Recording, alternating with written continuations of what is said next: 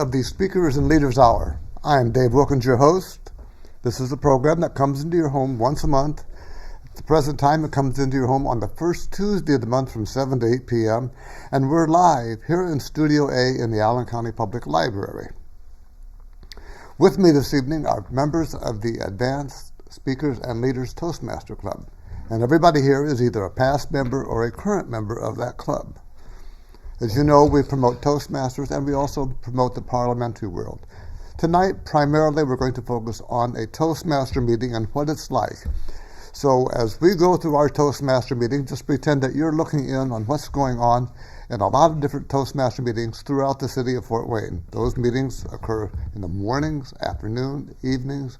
So these clubs are all different times of the day. I am the treasurer of the Anthony Wayne Toastmasters. My name is Dave Wilkins, and I've been a host of this now for, seems like a very long time. With me this evening is a lady, my wife, Bernice Wilkins, who is serving tonight as the topic master for our program. And next to her is our division director, and that is Adrienne Maurer. Adrienne, thank you so much for being here this evening. And then on the other side of the table, we have a guest from the Advanced Club, and that is Dan Westrick. Dan, thank you so much for being here this evening. We have a couple other people that we will introduce in just a few minutes, but at the present time, that is our current lineup. As I said, this is a Toastmaster meeting, but it's also a live interactive TV show. If you see something going on or you'd like to comment, perhaps you know somebody here in the program, or you have some questions about Toastmasters, we would love to have you call in and ask these questions. And that number is 422-3902. But now, on with the Toastmaster meeting, and the very first thing we have to do in a Toastmaster meeting is find out who will be doing our evaluations. Tonight, our general evaluator is our division director, Adrienne Maurer. Please welcome Adrienne, please.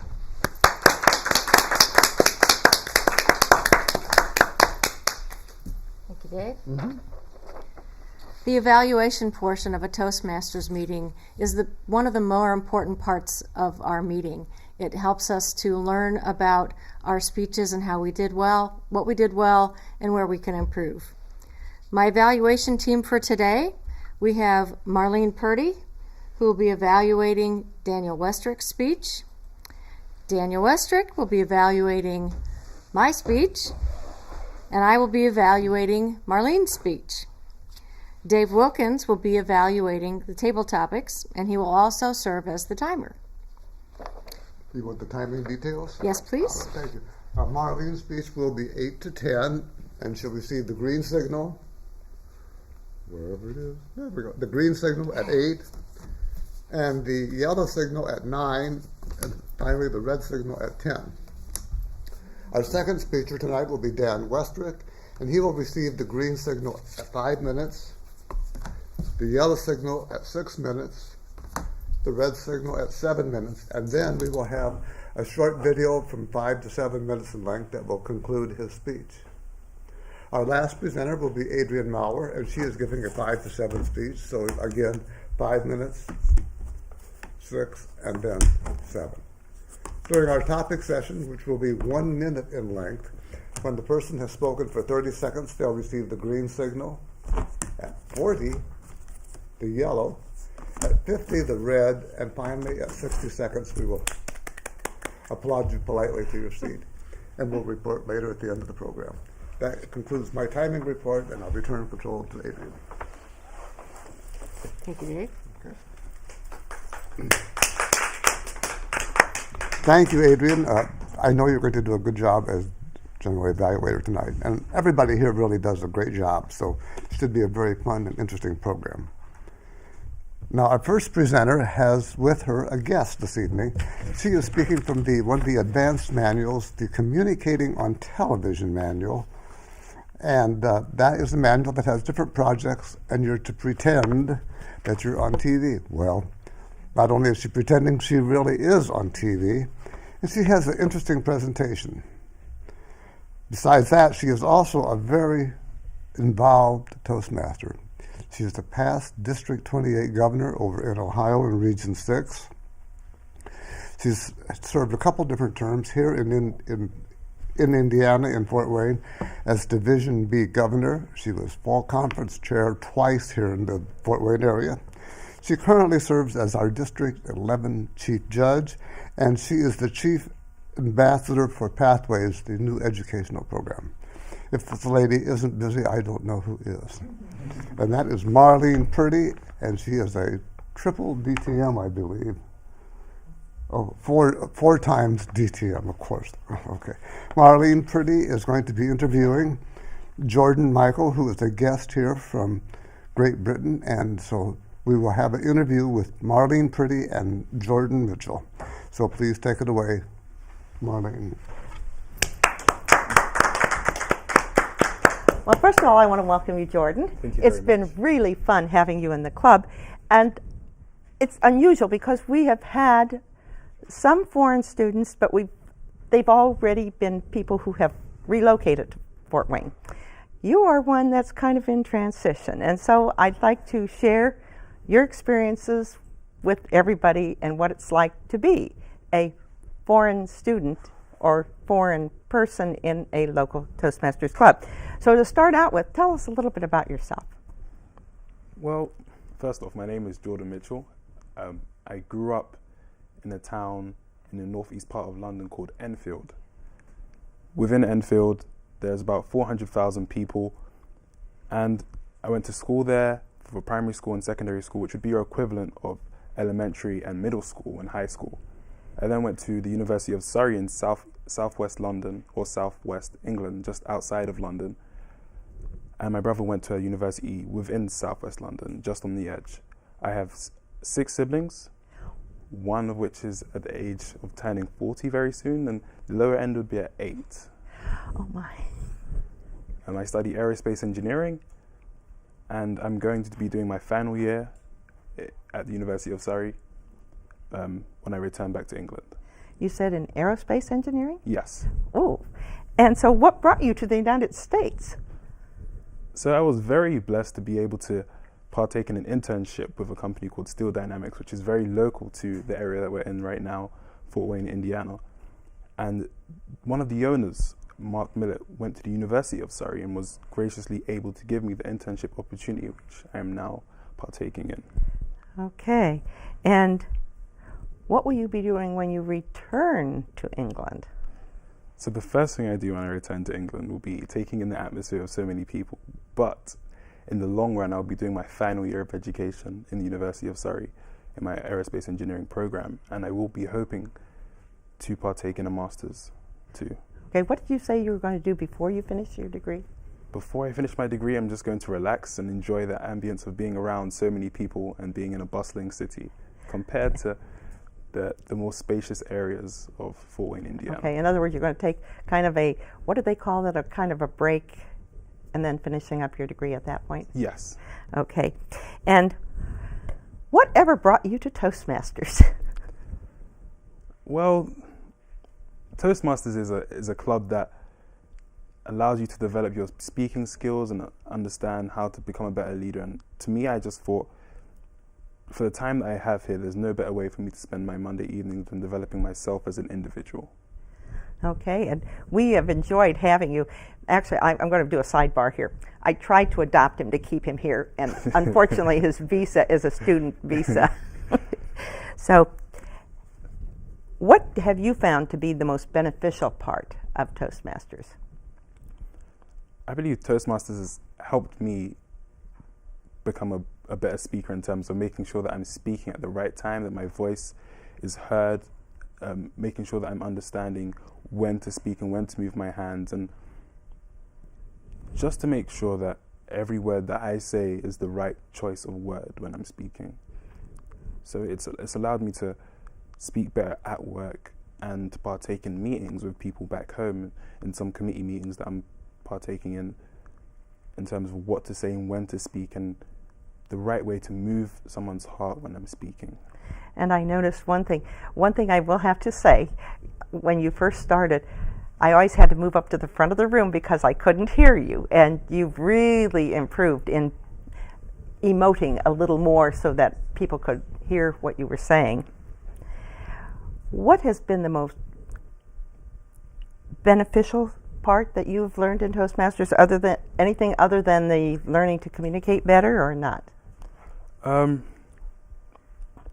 I would say another beneficial part of Toastmasters would be, I would say, the people that were there.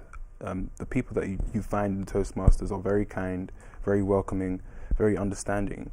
And every time you receive an evaluation, it feels like a way that's nurturing you into becoming a better speaker. It feels not necessarily like it's any way of shaping you in a bad way. You don't feel attacked, but you feel like it's a very nurturing speech and a very nurturing evaluation that someone's giving you. So I would say the people.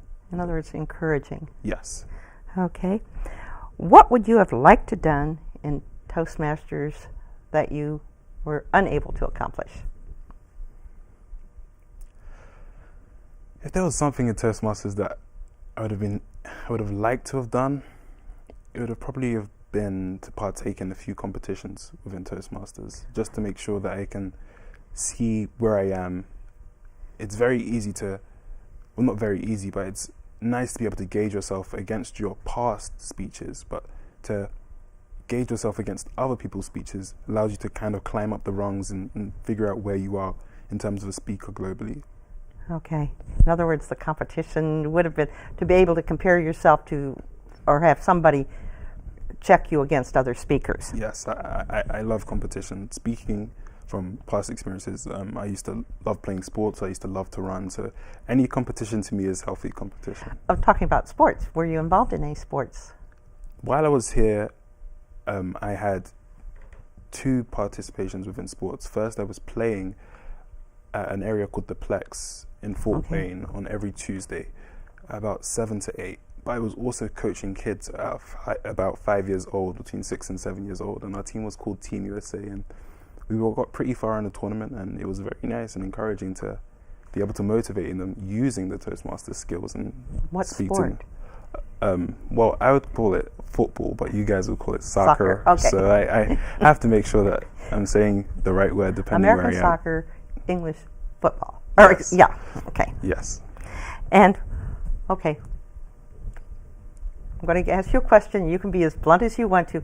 What has been your impression of America and Americans? Oh.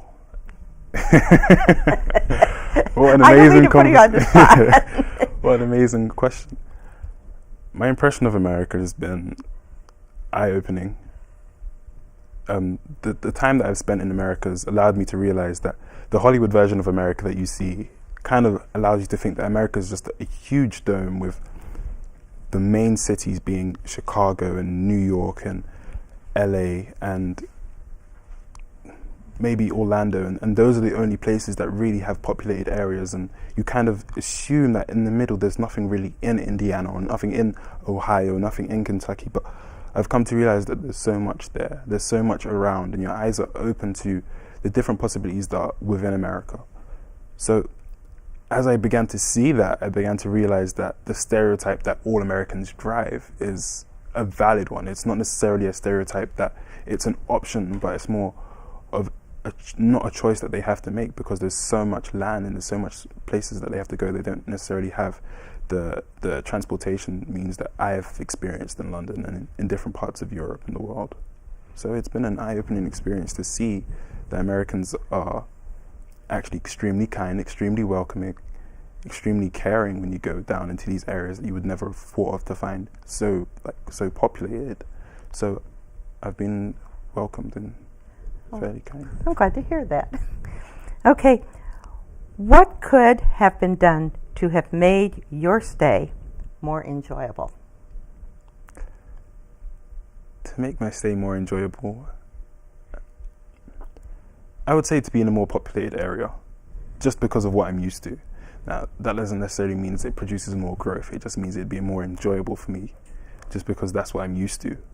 So being downtown Fort Wayne a lot of the time would probably make it more enjoyable. Also, I do like a challenge. So the more challenges that I have, the more exciting things can be. The more that you look back and just say in hindsight, that was an amazing opportunity, and I took that by the horns and I experienced that pretty well.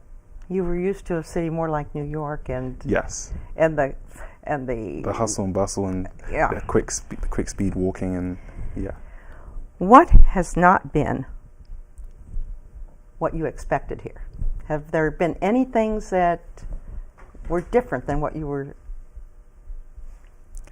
One thing that I would say that I did not expect was how open-minded I found so many different individuals here. The spectrum of individuals. When you look, like I said, my perspective was more based on TV and the fact that I'd had holidays in very populated areas, but the view that you have is a very narrow view of what Americans can be like. But Americans have such a wide variety of personalities, and it's amazing. And the fact that I didn't expect that, I'm glad to be able to experience that and just see how many different and amazing individuals there are within this country. Do you have any closing statements you'd like to make? Because we have really enjoyed having you as part of our club for the last 6 months or so. I wish you would have come sooner, but and it's been enjoyable to be here. The only thing I could say is that I hope that everyone out there can experience Toastmasters at some point in time, because they will not regret it and it will change their life. Thank you. Thank you very much. And Mr. Toastmaster.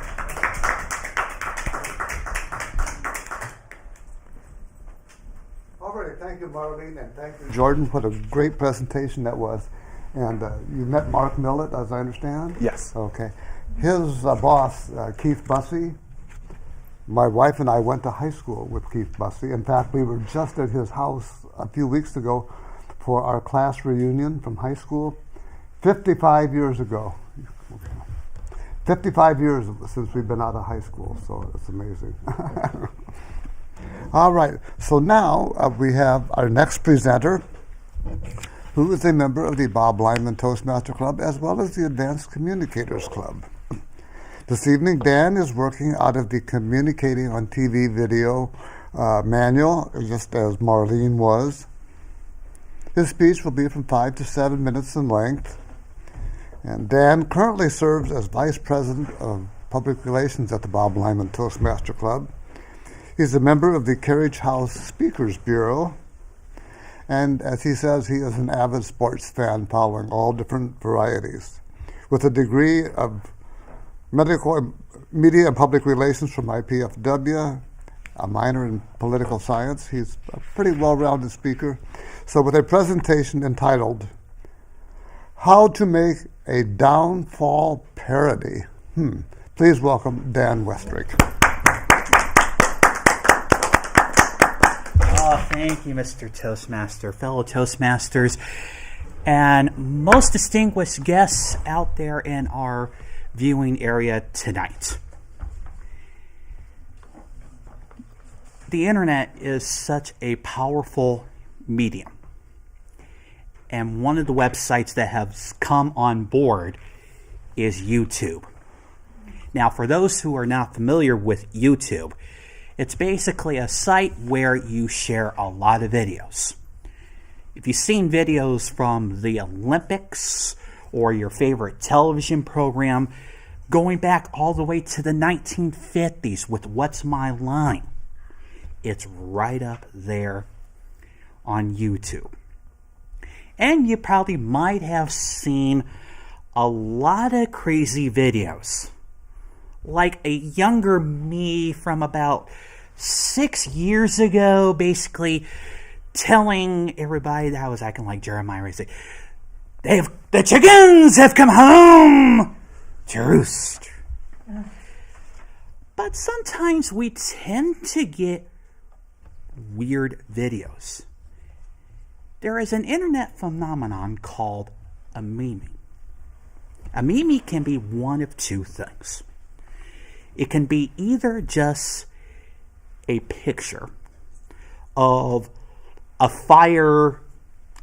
house being on fire with a little girl smiling, or the late great Gene Wilder in one of the scenes from Willy Wonka and the Chocolate Factory with some obscure caption. And we are all guilty of sharing these internet memes with our friends via Facebook. I know that personally because I've shared some with my evaluator tonight, Marlene. And let me tell you, there's been a couple times that I come this close to where she would unfriend me. So I have, for the most part, avoided that. But there's another Mimi, a video Mimi. And these happen to be from a scene from a foreign language movie called Downfall. For those that are not familiar with Downfall, it chronicles the final days of Adolf Hitler towards the end of World War II. If you ever get a chance to see that movie is awesome. But there is one particular scene. It is the bunker scene, where the general comes in and he points out to Hitler that 3 armies are heading towards the Berlin. He basically says, Steiner will get a coalition and he'll stop this. To which then one of his generals says, Bafila, Steiner. And then the other general says, Steiner didn't get enough forces, and he doubled back. To which then Hitler would take off his glasses, ask for 4 generals to stay, and then basically after everyone exits, then he gets into his rant, where basically his generals are not following orders. And then he goes into Stalin and Europe. All during this time, we see a woman crying and another woman calming down. Well, if you get the English subtitles, that's what you have. But some people have decided to take some liberty. And instead of talking about generals, they're talking about how Trump's winning the election, or how Clinton's winning the election, or how somebody stole their favorite American football player today in a fantasy draft. That is a video parody or meme. If you do go onto YouTube, just type in Downfall parody. You will see thousands and thousands of Downfall parodies. So, you may ask, how does one decide to make a Downfall parody? Well, ladies and gentlemen, I have put together a video to show you how to make a Downfall parody. Hello, I'm Daniel Westrick, and I'm going to show you today how to make a Downfall bunker scene parody. Now, to do this, you just need a web browser, video editing software, and a YouTube account.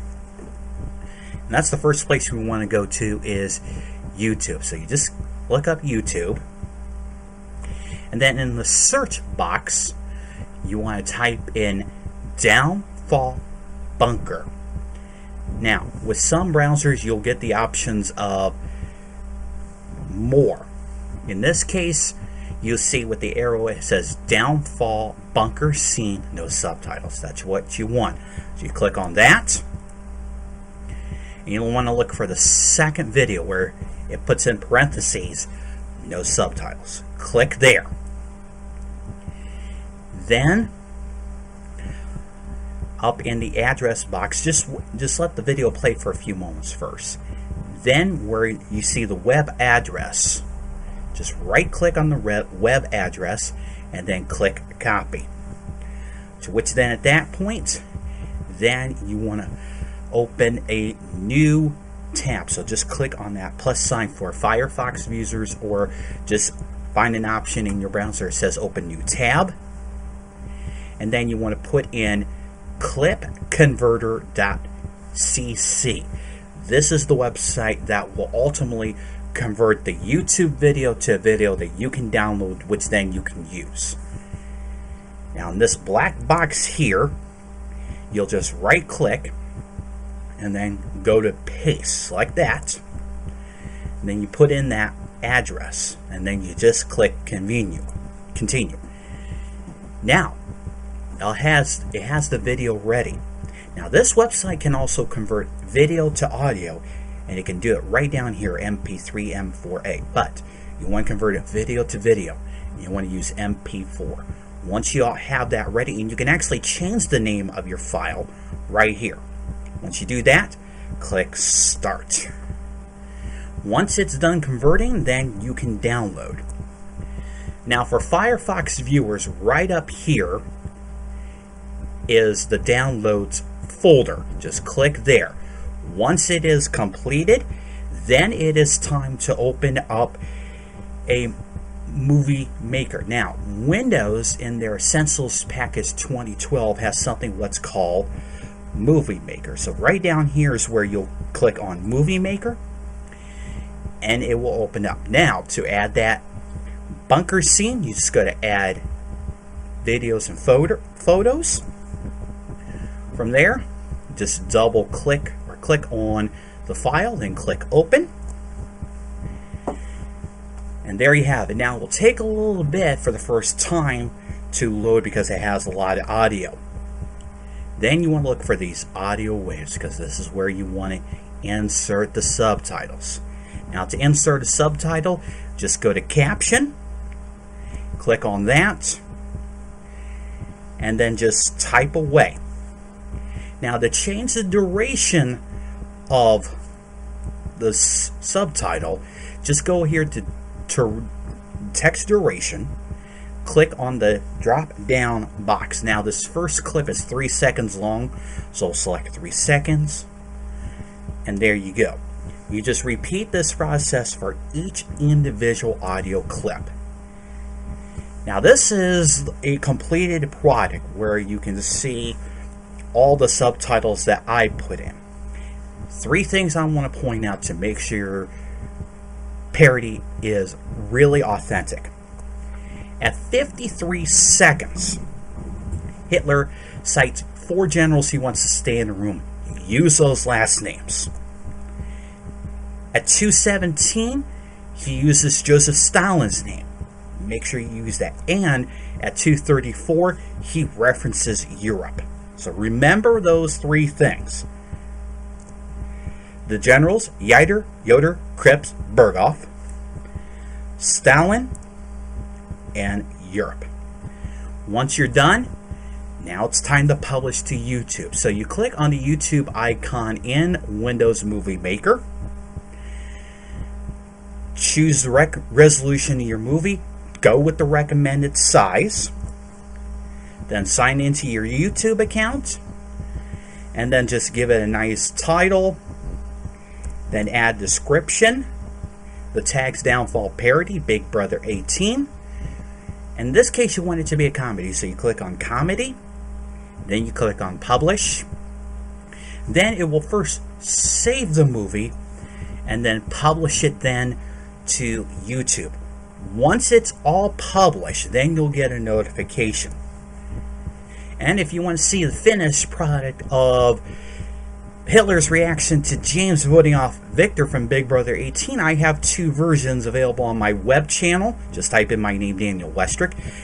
Clean version, PG, or the R-rated version. Or if you just want to type in a title, just type in Hitler's reaction to James voting off Victor, clean version, or just Hitler reaction to James voting off Victor. And so, that is how you make a Downfall bunker scene parody and make Hitler look really stupid. Mr. Toastmaster. Thank you, Dan. You're very good with all that electronic stuff, and I'm glad to see you're not wasting your time doing something worthless.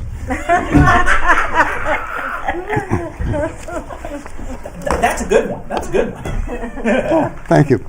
Anyway, our next presenter is going to be our division director. She's been a Toastmaster since '99. She was a charter member of the Wall Street Speakeasies. As pointed out, all these people are members of the Advanced Speakers and Leaders, as well as being, as I have said, Division B director. Tonight, she's speaking from the Basic Manual, project number 6, which is Vocal Variety, and with her speech entitled Labor Day Escapades, please welcome Adrienne Maurer.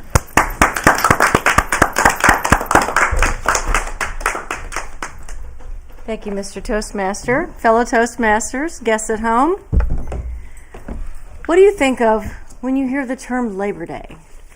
You think of backyard cookouts, lazing around the river, hanging out with your family and friends, maybe getting a nice book from the library, sitting out on the front porch reading. Leisure time. That's what you should be thinking about for Labor Day. Not me. On Labor Day, for the last 25 years, I have chosen to labor.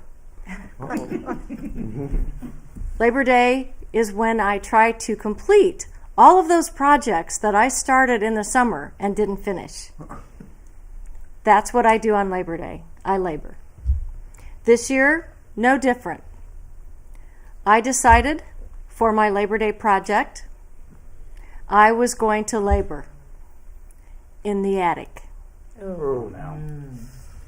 The attic is where all of the stuff goes. Stuff in boxes we brought with us when we moved to the house we're in now 21 years ago. Stuff from when the children were little. They're now all adults, but we still have baby clothes, furniture, toys, books, all of the things we kept because we felt we needed to. I also collected articles from when I was small and even as an adult, because I do. Those newspaper articles and the tchotchkes and the knickknacks and the coins would all become valuable someday. And collector items. No. They're neither collector items nor valuable, and yet they're still taking up space as more stuff in my attic. The attic has only a very small window of time where you can actually go up in the attic. You can't go in the winter because it's too cold. And you generally can't go in the summertime because it's too hot. It happened to be a very temperate weather this weekend where it was going to be comfortable enough that I could go up into that dreaded attic and clean. And I was motivated for the first time in the 21 years we've lived in the home. I was actually excited about going up into the attic to clean. I planned. I made a list of all the provisions I would need for my task. A dust mask, ratty old clothes, food, water, provisions, because I knew as I was up there working, if I had to go downstairs to get something, I would probably not go back up. So I needed everything with me when I went up to the attic to start working. I was ready. I was motivated. I had my list. I had my boxes. I had an empty vehicle where all of the stuff would go to send to the Goodwill. And then Friday came. On Friday, I got a phone call while I was at work. Honey, how would you like to have house guests this weekend? Oh, no. Okay, I'll bite. Who's coming to stay with us for the weekend? And he proceeded to tell me about the hurricane. Oh, no. Now, it's not in Indiana. It's the hurricane in Florida. Florida is where my stepson, his wife, and my 2-year-old granddaughter live. They had no power and no air conditioning. And it was hot down there. They started heading north. They were already on the road.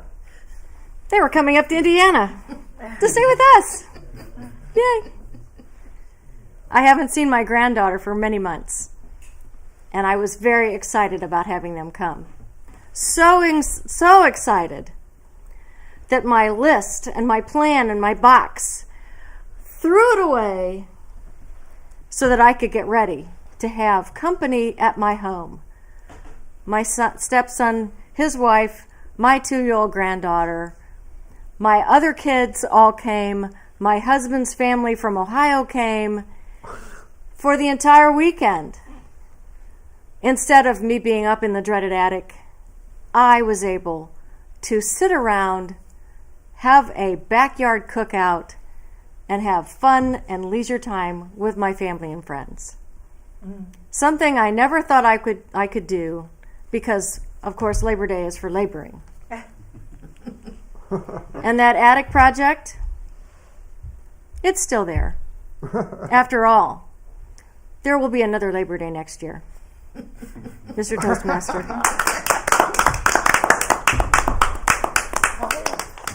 Thank you, Adrienne. I think that comes under the heading of best laid plans. But it sounds like you had a good time, and it sounds like it would be fun. Okay, now is the time of the program when we have the selected shorts or the topic session. I think we'll have a very abbreviated question session, about 2 questions. So if you'll come up to Bernice. How many? 2. Okay. Please welcome my wife, Bernice.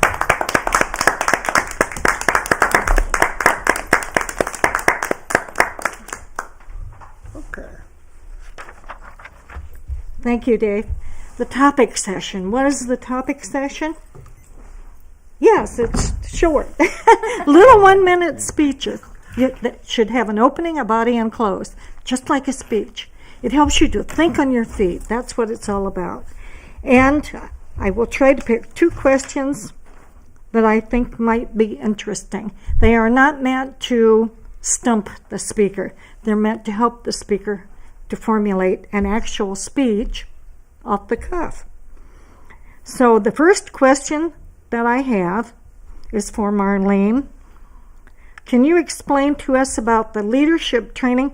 How can it go hand in hand with the public speaking? I know there's 2 tracks in Toastmasters. Can you explain that to us, Marlene?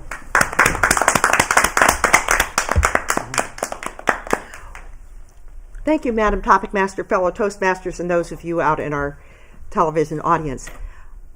Toastmasters does have the 2 tracks, the communication track and the leadership track. And the communication track helps us learn how to speak better.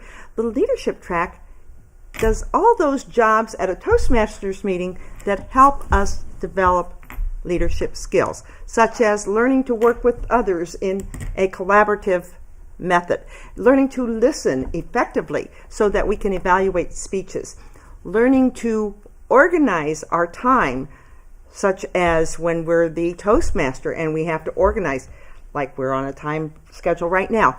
Those 2 work hand in hand to better function, to make us better speakers, leaders, and listeners. Thank you. Thank you, Marlene. It sounds complicated, but really when you jump into it and you're doing it, it's just so logical. They have it laid out in steps, and it's not really that difficult at all. It's a wonderful learning experience. Here's a question that's kind of, I guess you'd say, more frivolous, more personal. And no, it's not, how did you hear about Toastmasters? That's the typical question. How long have you been a Toastmaster? I know it's been a long time. And why do you stay, Adrienne?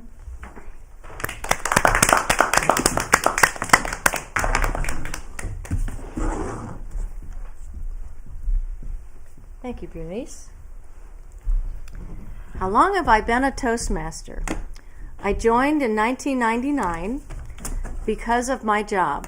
I felt that the position I was in, I needed to be more comfortable speaking with others. I had been in programming, which meant that most of my interaction was with computers and not humans. And I needed to become more comfortable interacting with others. I've been a Toastmaster since 1999, and I think I stay with it because I feel that I'm always learning. I feel that I've always got room to improve, and there are aspects of my speaking and my leadership skills that I always need to get better. And every meeting I attend, I learn something about myself, and I always learn something about others. And I feel that I'm always getting something out of every meeting. Madam Topics Master. Thank you, Adrienne. I know I was only supposed to have 2 questions, but let's try to sneak in one more, and it's for Dave. I know you're timing. It's hard to time yourself. Adrienne will pick that over. We're talking about Toastmasters mostly in regard to your career, how it can help you, but how can Toastmasters help you with communication skills with your family, with your friends? Dave Wilkins.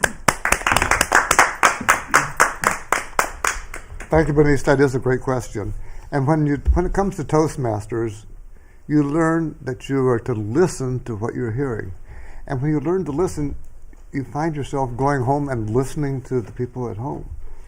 You're not only hearing the words that they're saying, you're hearing the message behind the words. I guess it makes you more empathetic. It makes you a better husband. It makes you a better wife. It makes you a better person, because it's not so much what I'm thinking about me. It's finding out where others are, where their mind's at, and how it can impact you. So the thing about Toastmasters that I think the hidden value or the unknown value is how it's going to impact your family, how it's going to impact the relatives that you have. And it really changes you. It changes you for the better. It changes everyone that doesn't. You ought to join Toastmasters. Thank you, Dave. I think it's made us kinder toward each other. I know that. I stop and think sometimes about what I'm going to say, because would I say this to somebody at a Toastmaster club? No? Well, then I'm not going to say it to my husband either. The topic session, a very valuable tool, I believe, in honing your communication skills. Mr. Toastmaster. The topic session is valuable, and even more valuable is what we call the evaluation session. And I'd like to call Adrienne up here for a little bit of an evaluation session. Please welcome Adrienne. Thank you, Mr. Toastmaster. As general evaluator, I'll be leading the evaluation team, and I'm going to start with our first speaker, who was Marlene, and she was evaluated by myself. I'm going to go right into her evaluation. She did a speech on something called When You're the Host, and she was the host of an interview show. One of the questions it asked was she well prepared? And I believe that she was. She's known Jordan for quite a while, and she had a lot of background information about him, which I believe helped her in crafting the questions she was going to ask. She was very relaxed, smiled, enjoyed the interview, and one thing that I appreciated, there was a question that said, how did the speaker relate to the camera and the television audience? And I think what I noticed was she spent more attention at talking to Jordan to make him feel more comfortable, and then occasionally would look back at the camera. So she did stay connected with the audience, but I think more importantly, she stayed connected with Jordan to make him feel comfortable so that he could answer her questions. We learned a lot about why he was here. It was a nice progression, logical sequence of questions. She asked him a little bit about himself, what brought him here, what will he be doing when he gets back. So it's a nice flow to her questions. I thought she was very professional and polished, and I could easily see Marlene and Jordan taking this interview show on the road and doing this in other programs. I thought it was excellent. At this time, we will move into the evaluation of Dan's speech, and that's done by Marlene. Marlene, come on up. Thank you, Madam General Evaluator, fellow Toastmasters, those in TV land, and especially Dan. I never know what to expect out of Dan when it comes to speeches and how to make a downfall parody. In the purpose of was he was instructing on a video, or on the internet actually, and I thought that he was very precise in going through the different steps of putting things on YouTube. And for someone who is technologically challenged, I found it very, very interesting. Although I do have stuff on YouTube. We had our whole class reunion has been put on YouTube. I had nothing to do with it, even though it was in my home. But I sort of followed what you were saying, and everything was very, very chronological in putting it together. I wasn't quite sure I always followed the sequence. I had trouble seeing the video to actually evaluate how you were presenting. I noticed it was down in the corner of the video, and so some of the questions were related to how you were perceived on the video. And I saw sometimes I didn't even think I saw anything in the corner. It was more on the keyboard or the computer screen, as opposed to you're actually giving the instructions. So I guess I would have liked to have seen cutting away from the TV or the computer screen part of the time and focusing more on you giving the instruction. Although you went through and were able to point and click, and you did that very well. Although I think that maybe a little more directly from you might have been helpful. Overall, very well done. Again, very unexpected, but good job. Madam General Evaluator. Thank you, Marlene. The next person to present an evaluation will be Dan Westrick, and he's going to be evaluating my speech. Dan? Thank you, Madam General Evaluator, fellow Toastmasters, our viewers at home, and Madam General Evaluator, or Adrienne. When you start to become a Toastmaster, you go through 10 speeches, and in one of the 10, that's called a competent communicator. It's called vocal variety. You basically want a speech where you just don't want it just at the same tone. You want it sometimes to be a little bit loud, sometimes you want it to be a little bit soft. This case, that's what you did exactly. On topics like some volume, rate, pitch, quality, on and on and on, you nailed it. And that's the best thing, because when somebody can nail it, that's pretty good. What I liked about the speech is we think of labor in one of two ways. You either go to work and do a job, or your wife is at home going through the 9 months of pregnancy and then delivery. That's the labor. You used it in a third sense that I never thought of. Working at home in the dreaded attic. And I love the way that you describe that dreaded attic. Now, there was one thing that you could have done differently. It could have been more effective. When you were talking about your son-in-law coming up from Florida with the hurricane, you were saying they basically had no power, no air conditioning. You could have said, I know how that felt like, because about in 2012, we had a deco thunderstorm with 90-mile-per-hour winds come through our area. And basically all the city was without power and without air conditioning. So you probably could have used a reference there. Or another reference you could have used was like I don't remember the exact year. I think this was like 2007 or 2008 towards Christmas, where we had the dreaded ice storm that took out power for a few days. You could also use that reference to describe, okay, I know what my son-in-law is going through. So, but other than that, job well done, Madam General Evaluator.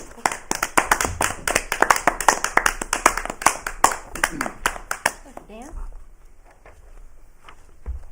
At this time, I'm going to ask Dave Wilkins to come up and give us his evaluation of table topics. Thank you, Adrienne, ladies and gentlemen. Of course, we heard about the topic session and what it's for. It's to give those who are not on the regular speaking program a chance to expound on a topic that they only hear about immediately. Thus, we're speaking extemporaneously. Bernice, you put a great topic session together. You asked me what we should talk about. You followed that exactly. Our first presenter was Marlene, and she was asked about the leadership training. You addressed the group. You repeated the question. You have great gestures, vocal variety. You have all the things that it takes. You did answer the question, and you had a very good close overall. And then, Adrienne, you were asked about how long you've been a Toastmaster and why you stay a Toastmaster. Once again, you repeated the question. You have a very professional appearance. You always look good when you're up here. You do Toastmasters proud when you give a presentation. You had a thoughtful answer, and it was very logical as to why you stay and what you're doing in Toastmasters. You had good gestures, and you had a very nice close. Thank you for doing that. And I had the question about how does Toastmasters change your life at home, and I thought I had an okay answer, and I'll find out later because we evaluate one another on the way home. That concludes my evaluation.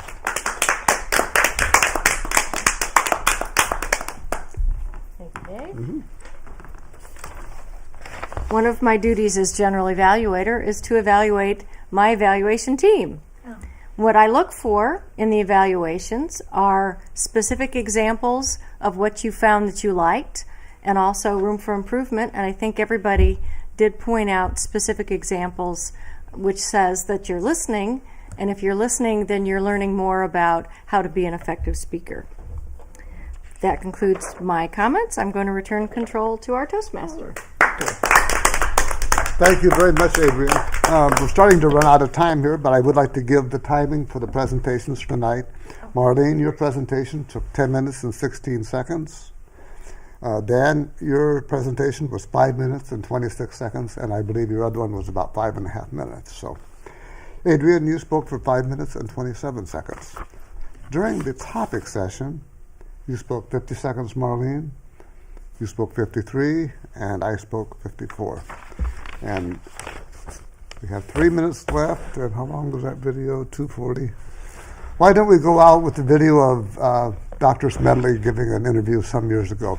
This is real rare footage, and this will be the end of the show, so just go ahead and watch it. This will be a video of Dr. Smedly.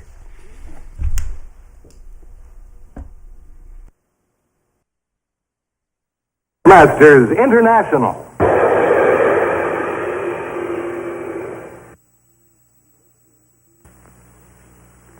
Toastmasters grew out of an effort to meet the needs of a group of men in Bloomington, Illinois, more than half a century ago. In those days, I was a YMCA secretary. Many of the men with whom I was associated in that work needed help in talking and in meeting other people. They had ideas, but they did not know how to express them.